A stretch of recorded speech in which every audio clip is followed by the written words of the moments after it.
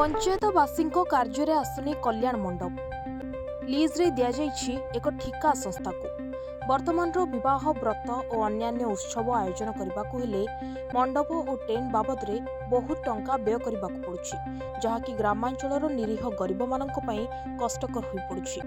याकु दृष्टि रखी सरकार प्रति पंचायत रे गोटे कल्याण मंडप निर्माण करती जहा द्वारा पंचायतवासी स्वल्प मूल्य रे जे कोनोसी उत्सव आयोजन करिपरिबे किंतु केतेक अधिकारी मानक मनमुखी कार्य पई ताहा व्यवहार योग्य न हेबारु लोकंको कामरे आसुनथिबा जणा पड़िछि। यार ज्वलंत उदाहरण देखिबाकू मिलिछि गजपति जिला गुमा ब्लॉक अंतर्गत झामी पंचायत रे। झामी ग्रामर साही मुंडरे सरकार एक कल्याण मंडप निर्माण करिसेंती हेले एही कल्याण मंडप रे कोनोसी उत्सव आयोजन करबा परिवर्ते एहा गोटिए ठिका संस्थार गोदाम गृह पालटि जाइतिबा देखिबाकू मिलिछि।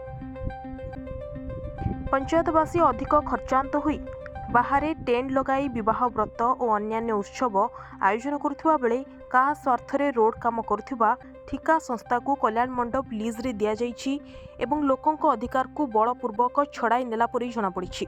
ए संपर्क में झांपी पंचायत कार्यनिर्वाही अधिकारी को पचारिबारु यह बीडीओ को जानतरे दिया जाइछि बोली कहिसंती किंतु बीडीओ को प्रतिक्रिया पई फोन जोगे जोगाजोग करा जाउथले मध्य संभवपर होई नथिला।